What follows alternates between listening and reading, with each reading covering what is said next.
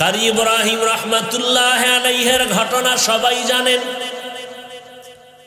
জঙ্গলের বাঘ তার কথা মানে এক সেকেন্ডও দেরি করে নাই, বাচ্চা দুগ্ধ পান করানেওয়ালা বাচ্চা সহ মা বাচ্চা কাঁধে নিয়ে দৌড় দিল। যেই জায়গায় বৈশা কারি ইব্রাহিম বাঘের আদেশ করলেন, যেখানে বাঘটা ছিল একটা গম্বুজের ভেতরে, ওই গম্বুজটা আজও উজানি মাদ্রাসার মসজিদের দক্ষিণ পশ্চিম কর্নারে আছে, আজও আছে, আছে না? আউলিয়ারা কারে উকবা ইখতিয়ার, জাহেলারা কারে দুনিয়া ইখতিয়ার। দস্তগুয়াদ মঞ্চুনি দুজদিদা আম, লব্বগুয়াদ মঞ্চুনি বসিদা আম, চশমগুয়াদ চিদা আম গমজা হারাম, গোশগুয়াদ চিদা আম সমরুল কালাম। হাত কথা বলবে, আপনি বয়ে বয়ে ভাবতেছেন হাত কেমনি কথা বলবে। বান্দার বুদ্ধির সীমানায় যেটা অসম্ভব, আমার রবের দ্বারা সেটা সম্ভব। একটা দুধের বাচ্চা কথা বলতে পারে না, আল্লাহ যদি কুদরতের ক্ষমতা দেন পারবে। এই বিশ্বাস রাখলে ইমানদার, এই বিশ্বাস না থাকলে সে বেঈমান। একটা মরা গাছে কথা বলতে পারে না, এটাই স্বাভাবিক। আল্লাহ যদি কুদরতের ক্ষমতা দেয়, কি পারবে না? পারবে না? কাদেরে কুদরত দারি বর কামাল, আন্তা রব্বি আন্তা হাসবি যুল জালাল, তুহি কাদের জলিলুল্লাহ জাহাদার, বহর হালে তুহি মেরা নিগাদার। মরা গাছ কথা বলবে আল্লাহর কুদরত, দুধের বাচ্চা কথা বলতে পারে না, হঠাৎ যদি বলতে পারে এটা আল্লাহর কুদরত। রাস্তা স্থির, আল্লাহর কুদরতে রাস্তা দৌড়ায়। এক কথায় অসম্ভবকে সম্ভব করার ক্ষমতা আছে কার? এই কথাটা সবাই যদি মানে, বিশ্বাস করে, তাহলে আমার দেশে ওলিয়া উলিয়াদের বিরোধিতা কোনো টুপিওয়ালা করতে পারে না। আউলিয়ারা কারে উকবা ইখতিয়ার, জাহেলারা কারে দুনিয়া ইখতিয়ার।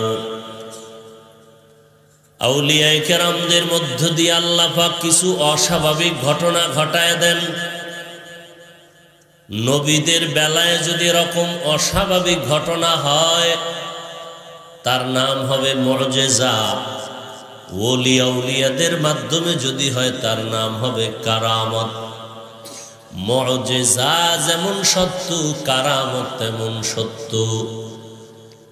রহমতের নবী আমার খেজুর গাছের মিম্বরে বসে খুতবা পড়েন।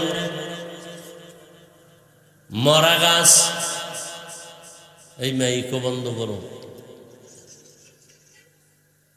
কিছুদিন পরে নবী এটাকে চেঞ্জ করলেন, পাল্টায় দিলেন, আর একটা মিম্বর বানাবে, খুতবা পড়বেন। এই মরা গাছ মিম্বর থেকে মানুষের আওয়াজের মতো কান্নার আওয়াজ আসতে থাকে। সাহাবায়ে কেরাম বলেন, মানুষের মতো কান্নার আওয়াজ। নবী বললেন, কাঁদো কেন হে মরা গাছ? গাছ বলেন, হে পয়গম্বর, আমি আপনার বিরহের বেদনায় কান্না করি। ভাইরা আমার, গাছ বলেন, হে পয়গম্বর, আপনার বিরহের বেদনায় আমি কান্না করি। কি চাও? আমি দোয়া করে দিব, তুমি এখন তাজা হবা, গাছে ফল হবে, আমার উম্মতেরা খাবে। কয় না চাই না। তো কি চাও? গাছ বলেন ইয়া রাসূলুল্লাহ, আপনি আমার জানাজা পড়াইয়া দাফন করবেন আর জান্নাতের ময়দানে আপনার সাথে আমাকে রাখবেন। উস্তুনে হান্নানা আজ হজরে রসুল নালামি জাদ হাম চুয়ার বাবে উকুল। মরা গাছ কথা বলতে পারে না, এটাই বাস্তব। কিন্তু নবীর মাধ্যমে যদি হয় এর নাম হবে মুআজিজা, আর কোন আল্লাহ ওয়ালার মাধ্যমে যদি হয়, ওলি আউলিয়ার মাধ্যমে যদি হয় অস্বাভাবিক, এটার নাম হবে কারামত। জুনায়েদ বাগদাদি রহমাতুল্লাহ আলাই, শায়েখ শিবলি রহমাতুল্লাহ আলাই, জগৎ বিখ্যাত ওলিয়ে কামেল যাদের কুতুবুল আলম বলা হয়। কুতুবুল আলম জুনায়েদ বাগদাদি, কুতুবুল আলম শিবলি রহমাতুল্লাহ আলাই, জগৎ বিখ্যাত এরা আল্লাহওয়ালা। চলছেন সফরে, কোথাও যাবেন, প্রতিমধ্যে একটু গাছের নিচে বিশ্রাম নিলেন।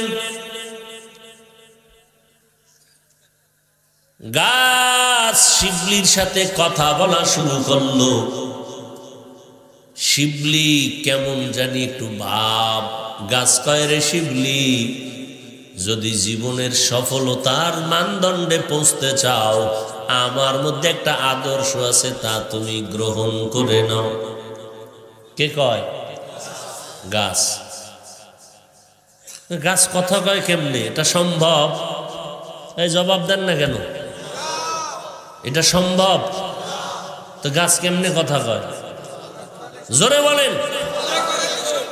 এই কথা যারা মানে না এরা ওলিয়া উলিয়াদেরকেও পছন্দ করে না, আর যারা ওলিয়া উলিয়া পছন্দ করে না ওরা কোরআনের দুশ্মন, ওরা বুখারী শরীফের দুশ্মন। এদেরকে যারা বাতিল বলে না তারাও বাতিল। সন্দেহ করতেছেন? কসম খাইলে সন্দেহ করলে আপনার ঈমান দুর্বল। আল্লাহর জাতের কসম, যারা এই দুনিয়াতে ওলিয়া উলিয়া মানে না এরা ভণ্ড। এরা কোরআন শরীফও মানে না, বুখারীও মানে না। এদেরকে যারা ভণ্ড বলতে একটু চিন্তা করবে, এরাও বলার আগ পর্যন্ত ভণ্ড। ভাইরা আমার, শিবলি রহমাতুল্লাহ আলাই বলেন, এরে গাছ, এরাও তো, ও ভাই, গাছের দাম বেশি না মানুষের দাম বেশি? খুব ভালো করে বুঝেন। পাথর দামি না মানুষ দামি? সূর্য দামি না মানুষ দামি? জমিন দামি না মানুষ দামি? এক কথায় ভালো করে বুঝেন, সারা দুনিয়ার মাখলুকতের ভেতরে জিন আল্লাহর কাছে দামি না, ফেরেশতারা আল্লাহর কাছে শ্রেষ্ঠ না, মানুষ হলো শ্রেষ্ঠ। قال النبي صلى الله عليه وآله وسلم الدنيا خلقت لكم وأنكم خلقتم للآخرة।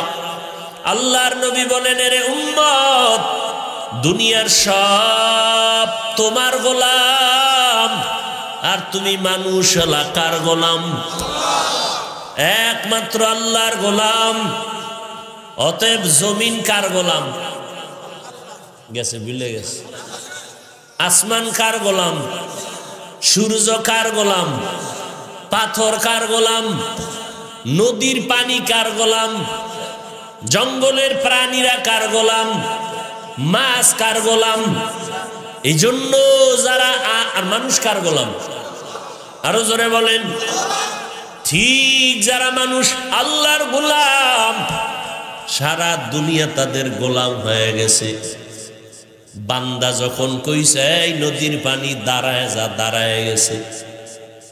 বান্দা বলছে সূর্য দাঁড়া, একটু পরে উঠবি, একটু পরে ডুববি। আপনার কথায় সূর্য ডুববে? আপনি তো বেঈমানের গোলাম, আপনি তো আল্লাহর গোলাম না। আল্লাহর গোলাম হন, আল্লাহর কসম এই জমিন আপনার কথা শুনবে। বেশি দূরে না তুজানি এলাকা। কারি ইব্রাহিম রাহমাতুল্লাহ আলাইহির ঘটনা সবাই জানেন। জঙ্গলের বাঘ তার কথা মানে এক সেকেন্ডও দেরি করে নাই, বাচ্চা দুগ্ধ পান করানেওয়ালা বাচ্চা সহ মা বাচ্চা কাঁধে নিয়ে দৌড় দিল। যেই জায়গায় বৈশা কারি ইব্রাহিম বাঘের আদেশ করলেন, যেখানে বাঘটা ছিল একটা গম্বুজের ভেতরে, ওই গম্বুজটা আজও উজানি মাদ্রাসার মসজিদের দক্ষিণ পশ্চিম কর্নারে আছে, আজও আছে। আছে না? আউলিয়ারা কারে উকবা ইখতিয়ার, জাহেলারা কারে দুনিয়া ইখতিয়ার। সারা রাত সারা জীবন যদি বান্দার কথা যে দুনিয়ার সবাই শুনে, এটি যদি বলতে থাকি সারা রাত চলে যাবে।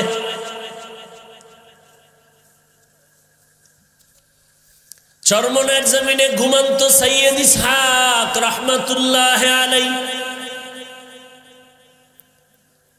বয়ান করতেছেন, উম্মতের বয়ান করতে করতে করতে করতে এক সময় হালের মধ্যে চলে গেলেন। ওয়াজদের ভেতরে গিয়া চোখের পানি সারিয়া কয়, মানুষ কোরআনের বয়ান তোরা শুনো না, কোরআনের বয়ান গরুতে শুনে। গরুর ভিতরে হাল শুরু হয়ে গেছে। এটা বুঝার মানুষ নাই, বিরোধিতা করার মানুষ আছে। কারা বিরোধিতা করে? যারা ওলিয়া উলিয়া মানে না। বলেন, ওলিয়া উলিয়া যারা মানে না তারা হক না বাতিল? কোন পণ্ডিত থাকলে দাঁড়াও, তুমি তো মহাপণ্ডিত, পিছনে পিছনে বহু পণ্ডিত, লেখতে জানে না মুসবার জম আছে না নাই? তো ওই পণ্ডিতের লাভ কি? পিছনে বয়ে সরকারের ধুম সাইজ করে ফেলাও, সামনে যায় কথা বলার সাহস না থাকলে তুমি তো পুরুষ নামের কলঙ্ক। আল্লাহর কসম করে গেলাম, কোন সন্দেহ করলেও তার ঈমান দুর্বল। যারা ওলিয়া উলিয়া মানে না ওরা ভণ্ড। সারা বাংলাদেশ সারা দুনিয়াতে চ্যালেঞ্জ দিলাম, ওরা কোরআন শরীফও মানে না, বুখারী শরীফও মানে না। আল্লাহ কয় রেডি থাক, এই দুশমন রেডি থাক, আমি আল্লাহ এবং আমার রসুল ওলিয়া উলিয়াদের দুশমনদের সাথে যুদ্ধ করার জন্য রেডি। আল্লাহ দুই দল দুশমনের সাথে যুদ্ধ করবেন। কয় দল? মুখস্থ করবেন আজকে থেকে। আল্লাহ দুই দল দুশমনের সাথে যুদ্ধ করতে চান। এটা খুশির কথা না রাগের কথা? কম রাগ না বেশি রাগ? রাগের কোনো সীমানা নাই, চূড়ান্ত রাগান্বিত হইয়া আল্লাহ কয় দুই দলের সাথে আমি আল্লাহ নিজে যুদ্ধ করার জন্য রেডি। এক দল সুদখোর আর এক দল ওলিয়া উলিয়ার দুশমন। এই জন্য বললাম, বিস্তারিত বলার সুযোগ নাই, সংক্ষেপে বলে দিলাম। যারা বলে ওলিয়া উলিয়া মানি না, খুব খেয়াল করবেন, একজনে দাড়ি রাখে না। দাড়ি খুব খেয়াল করেন, কিন্তু একজনে দাড়ি রাখে। এই দাড়ি রাখো না কেন? কয় হুজুর দাড়ি রাখার দরকার, রসুলের আদর্শ, চেষ্টা করি, পারি না, একটু দোয়া কইরেন, সামনের থেকে আরো চেষ্টা করব। এই লোকটাকে কোনো গালি দেওয়ার কোনো সুযোগ ইসলামে নাই। দাড়ি রাখে না, তারে গালি দেওয়া যাবে না, কিন্তু যদি কেউ দাড়ির বিরোধিতা করে তারে ছাড় দেওয়া যাবে না। দেখছেন নি ব্যবধানটা কেমন? একজনে নামাজ পড়ে না, তারে গালি দেওয়া যাবে না, কিন্তু কেউ যদি নামাজের বিরোধিতা করে তারে ছাড় দেওয়া যাবে না। কোন কোন ইমাম বলছেন এরে হত্যা করো। ইসলামের কোন কোন ইমাম বলছে এরে আজীবনের জন্য বন্দী করে দাও। এবং খুব কঠিন কথা, কিন্তু একজনে টুপি মাথায় দেয় না, গালি দেওয়া যাবে না, আর একজনে টুপির বিরোধিতা করে, তারে ছাড় দেওয়া ব্যবধান আছে না নেই? কঠিন কথা। আপনি পীরের কাছে যান না, কোনো দ্বন্দ্ব, বিরোধিতা করলে খবর আছে, বিরোধিতা করলে খবর আছে। আপনি তাবলিগ করেন না, কোনো ঝামেলা নেই, বিরোধিতা করলে ঝামেলা আছে। কথা বুঝাইতে পারছি? আপনি পর্দা করেন না, এই বিষয় ভিন্ন, কিন্তু পর্দার বিরোধিতা করা এটা আর এক বিষয়, বড় কঠিন বিষয়। আপনি রাজনীতি করেন না, এটা ভিন্ন বিষয়, কিন্তু ইসলামে রাজনীতি নাই কইয়া বিরোধিতা করবেন, এটা আলাদা বিষয়। এই পাওয়ার আপনার নাই, আমাকে হুজুর গো নাই, আপনার হবে কিভাবে? আপনি আউজুবিল্লাহ পারেন না, আপনার হবে কিভাবে? কোনো মাওলানারই নাই। এত সোজা ইসলাম, কারো জন্য অনেক সোজা, কারো জন্য অনেক কঠিন।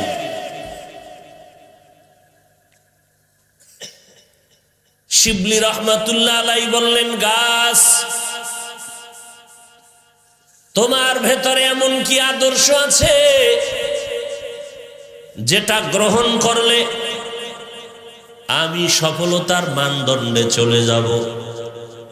গাছ ডাক দিয়া কয়, শিবলি তাকায় দেখ, যত মানুষ আমার পার্শ্ব দিয়া যায় খামোখা কোনো কাজ নাই, আর বড় একটা অযথা আমার গায়ে আঘাত করে, আমার গায়ের চামড়াগুলো কেটে কেটে নিয়ে গেল, আমার উপরে এত অত্যাচার, এত অত্যাচার,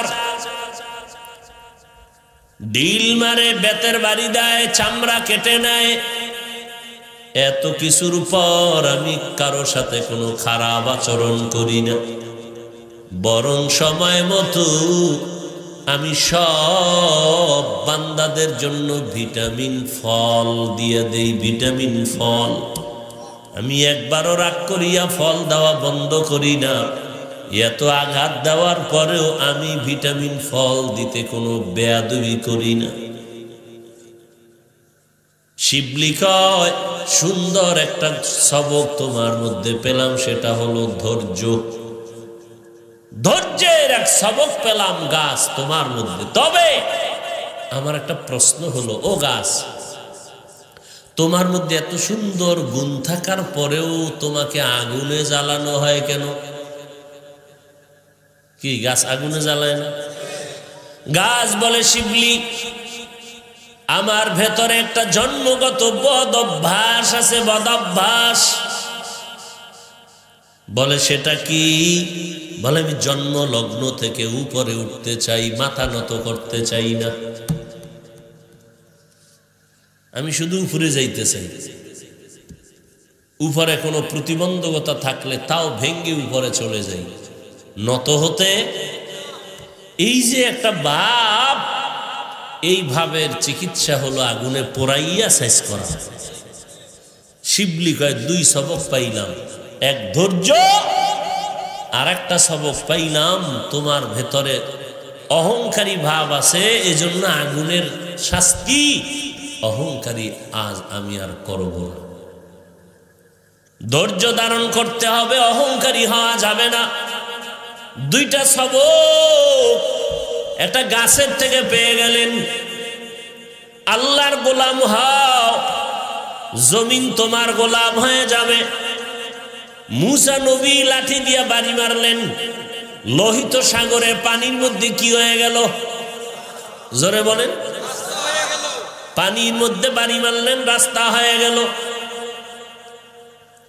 এই রকম একটা একটা ঘটনা যদি বলতে থাকি, যে সারা দুনিয়া আমাদের গোলাম হয়ে কথা শুনে। আরে ভাই, আপনি তো নামাজ পড়েন না, সহজ একটা উদাহরণ দেই, আপনি নামাজ রোজা কিছুই করেন না, এরপরও হাল চাষ করতে গেলে গরুয়ে আপনার কথা মানে না, মানে না। গরুরে ডাইনে কইলে বামে যায়, কথা বলেন না কেন? ঘরের মধ্যে আপনার স্ত্রী দেখবেন কারো মা মুরগি আছে না, মুরগিরে যখন নাস্তা দেয় সকালবেলা, মুরগিগুলো মায়ের কথা মানে না মানে না? হ্যাঁ, যখন ডাক দেয় সব কাছে এসে যায়। হাঁসগুলো সব দূরে দূরে ডাক দিছে এসে গেছে। কবুতর যারা পালে, কবুতর ধইরা রাখা যায় না, ডাক দেয় কবুতর জায়গায় এসে যায়। কথা ঠিক নেই? তাহলে আপনার মতো একটা বেনামাজির কথা যদি গরুয়ে মানে, নামাজির কথা মানবে না কেন?